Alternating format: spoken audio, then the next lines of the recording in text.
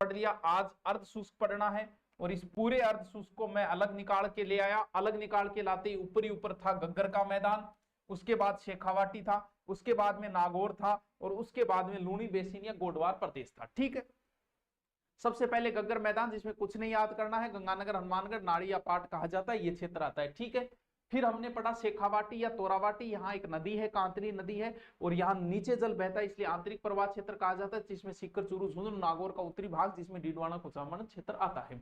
उसके बाद में मैंने आपको दो ट्रिक बताई, बांगड़ की बताई, एक बागड़ की बताई।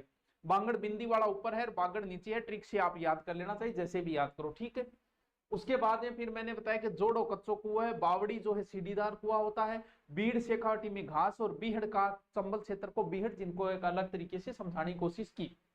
फिर नागौर में ऊपर उठा भाग नागौरी उच्च भूमि, एग्जाम में ये पूछा लूणी और शेखावटी बीच के भाग को नागौरी उच्च भूमि कहते हैं। नमक ज्यादा है, खारे पानी की झीलें हैं, सोडियम क्लोराइड है, माइका सी चट्टान पाई जाती है। यहीं पे नमक का यूज करने के कारण लोग कुड़ गए, इसलिए कुबड़पट्टी बांकापट्टी होच बेल्ट है। फ्लोराइड के कारण रोग हो गया, फ्लोरोसिस। सर्वाधिक प्रभावित क्षेत्र अजमेर और नागौर। फिर मैंने आपको लूणी नहीं बताई, ये जिले आपको याद करने हैं, जब नदियां पढ़ेंगे आसानी हो जाएगी। 35,000 वर्ग किलोमीटर में लूणी बेसिन है और इसी लूणी बेसिन में नेहड़ क्षेत्र है, नीर प्लस हद है, यहाँ जल से भरा क्षेत्र था। और भवातड़ा बंदरगाह वेरी इंपॉर्टेंट, भवातड़ा बंदरगाह सांचौर और अंतरदेशीय पहला बंदरगाह होगा।